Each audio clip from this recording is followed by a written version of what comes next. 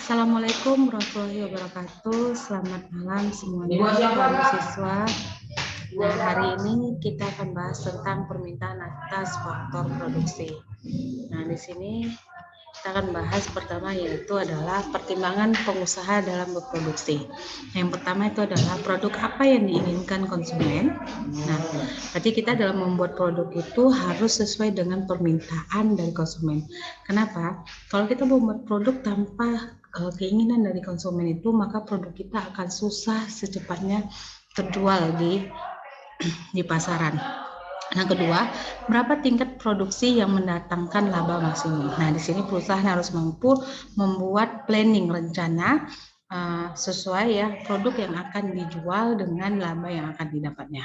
Tujuannya adalah supaya perusahaan tidak mengalami kerugian. Jadi, istilahnya di sini perusahaan harus tahu break even point-nya.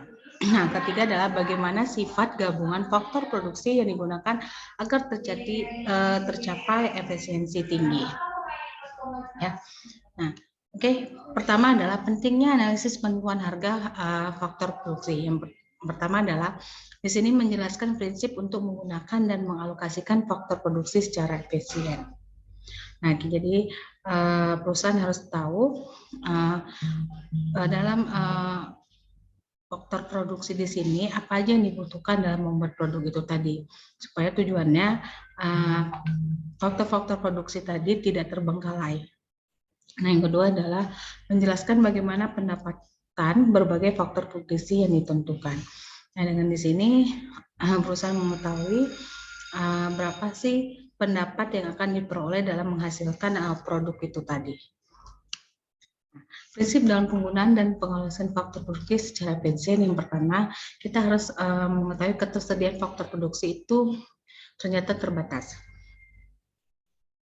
Nah, jadi tujuannya adalah tidak mubazir dalam membuat suatu produk. Kedua adalah keinginan manusia itu tidak terbatas. Nah, jadi memang selera manusia itu ya terhadap suatu produk, nah itu sangat mempengaruhinya. Nah, jadi di sini perusahaan harus mampu mendesain produk yang akan dipasarkan. Ketiga adalah dibutuhkannya sifat rasional pengusaha dengan cara menggunakan dan mengalokasikan faktor produksi secara efisien. Nah, jadi inilah prinsip dalam penggunaan dan pengawasan faktor produksi tadi. Oke. Pendapatan faktor produksi dan distribusi pendapatan yang harus kita perhatikan di sini adalah faktor produksi dalam perekonomian dimiliki seseorang atau bukan benda bebas. Nah, jadi ini jelas ya. Jadi faktor produksi ini berwujud ya. Jadi itu nampak dan jelas ya. Kemudian dalam memperolehnya perusahaan mengeluarkan biaya berupa gaji, sewa dan lain yang terdistribusi kepada masyarakat pemilik faktor produksi itu tadi. Nah, dalam teori produktivitas marginal di sini yang harus diperhatikan adalah jumlah faktor produksi itu digunakan perusahaan adalah mendatangkan keuntungan maksimum bagi perusahaan. Nah, jadi bagaimana perusahaan dapat memperoleh laba maksimum, yaitu dengan salah satu caranya adalah dengan biaya tambahan yang dibayarkan perusahaan kepada faktor produksi sama dengan penjualan tambahan akibat dari penggunaan faktor produksi itu sendiri.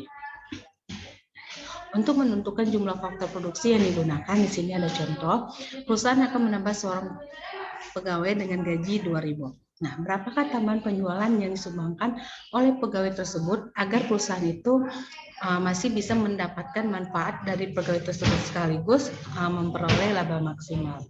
Oke, kita lihat di sini. Sini ada tabel marginal revenue dan marginal cost dan tambahan laba. Nah, kalau kita lihat di sini ada alternatif pertama, kedua, ketiga, dan keempat. Jadi kalau dia menambah jumlah tenaga kerjanya 1, maka marginal revenue-nya di sini diperoleh adalah 4. Nah, jadi marginal cost sama dengan gaji itu 2.000. Nah, jadi labanya akan diperoleh adalah 2.000. Nah, alternatif yang kedua adalah di sini marginal revenue yang dimiliki itu adalah 3.000. Asumsi sama ya, marginal cost sama dengan gaji, maka laba yang diperoleh itu adalah 1.000. Yang ketiga alternatifnya adalah marginal revenue itu sama dengan marginal cost, maka perusahaan tidak memperoleh laba. Dan keempat adalah marginal revenue itu adalah 1.000 dan marginal cost-nya itu adalah 2.000, maka perusahaan mengalami kerugian 1.000. Nah, jadi ini ada 4 alternatif yang harus diperhatikan perusahaan jika perusahaan ingin menambah gaji pegawai. Oke, permintaan atas faktor produksi di sini ada asumsi yang pertama adalah harga output konstan. Kemudian satu faktor produksi jumlahnya itu berubah-ubah, dan ketiga adalah faktor produksi itu adalah persaingan sempurna. Nah, ada beberapa hal yang penting ini berkaitan dengan produksi. Yang pertama, jumlah produksi fisik ataupun total physical product atau TPP, yaitu adalah jumlah output yang menghasilkan dari penggunaan faktor produksi tadi. Contohnya adalah tenaga kerja. Kedua, produksi fisik marginal. Nah, sini marginal physical produk atau MPP yaitu adalah perubahan jumlah output yang diakibatkan oleh berubahnya satu unit faktor produksi. Misalnya adalah seorang tenaga kerja. Yang ketiga, penjualan produksi total atau total revenue product, yaitu bahwa hasil penjualan berupa uang sebagai akibat dari terjadinya penjualan sejumlah output atau harga dikalikan dengan jumlah terjual. Yang keempat terakhir adalah penjualan produksi marginal atau marginal revenue product, itu adalah tambahan hasil penjualan karena terjadinya penambahan satu unit penjualan. Oke, kita lihat tabel di bawah ini tentang hubungan jumlah produksi dan tambahan produksi dari hasil penjualannya. Nah, kita lihat jika dengan berbeda tenaga kerja ya, jumlah tenaga kerja sini, nah ini satu, nah fisiknya itu 2, maka dia akan memperoleh marginal produksi ya, MPP. Nah, itu 3, maka harga barangnya itu adalah 4. Nah, terus hasil penjualan total itu adalah 5, maka hasil penjualan produksi marginal itu adalah 6. Nah, kita lihat di sini, jika dia 1, jumlah produksinya 4, maka MPP-nya lebih besar dari 24, kemudian harga barangnya itu 100, maka hasil penjualan totalnya itu adalah 2.400, dan mungkin hasil penjualan produksi marginal adalah di atas dari 2.400 dan seterusnya ya, tergantung dari jumlah tenaga kerjanya. Oke, kita lihat di sini grafik dari total produksi fisik. Nah, ini jumlah produksi. Jadi semakin bertambah jumlah produksinya, terutama adalah jumlah tenaga kerjanya, maka akan mempengaruhi jumlah dari produksi itu tadi. Nah, kalau kita lihat di sini, ini produksi marginalnya, ini hasil penjualan produksi marginal. Nah, ini jumlah produksi tenaga kerja, ini MPP ya di sini. Nah, kemudian di sini jumlah tenaga kerja hasil penjualan produksi fisik marginalnya. Ini 2.400. Nah, jumlah faktor produksi yang digunakan di sini adalah menggunakan tabel di atas. Jadi apabila faktor produksi itu sebesar 1.000, maka pengguna tenaga kerja optimal sebanyak 4 orang.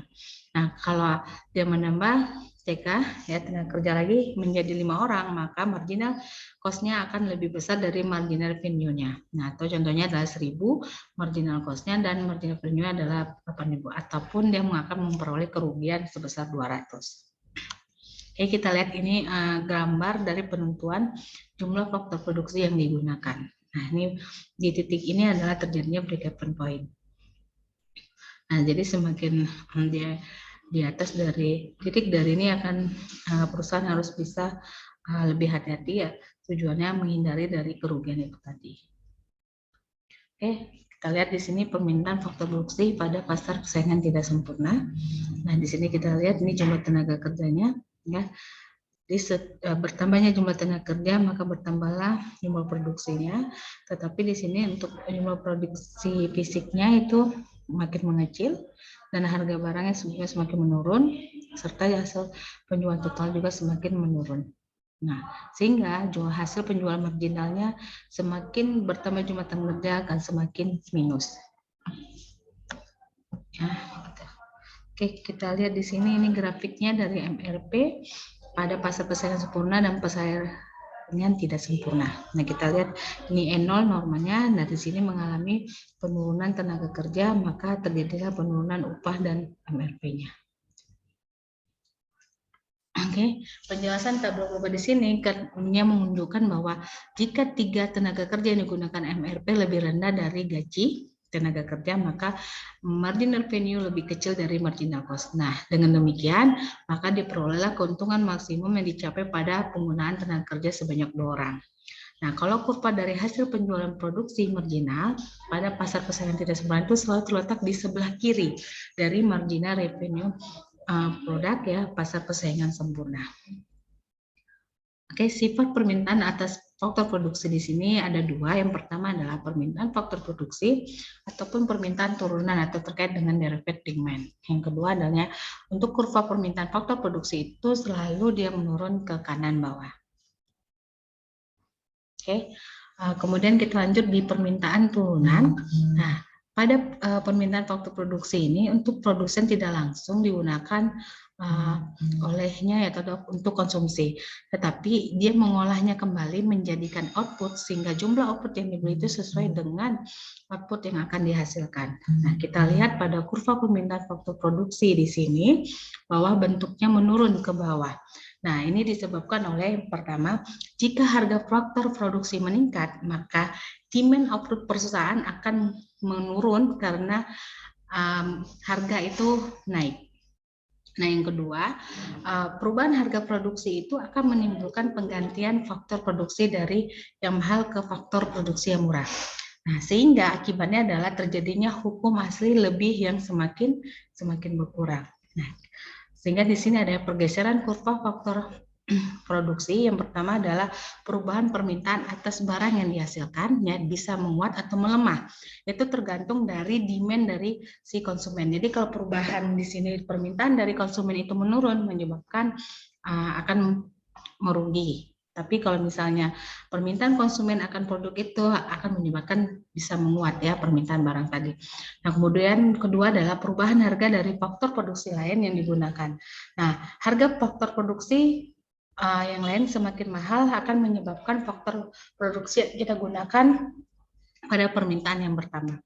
Nah, ini kurva dari faktor produksi itu tadi.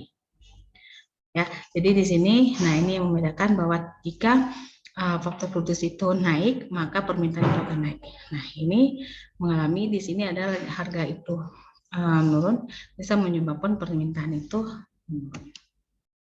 Oke, nah selanjutnya di faktor penentuan elastisitas permintaan faktor produksi di sini elastisitas permintaan yang dari barang yang dihasilkan akan melihat di sini adanya perbandingan biaya yang dibayarkan kepada faktor produksi dengan biaya total. Nah, yang ketiga yang perlu kita perhatikan adanya tingkat pergantian di antara faktor produksi. Nah, jadi adanya substitusi terhadap suatu barang itu tadi.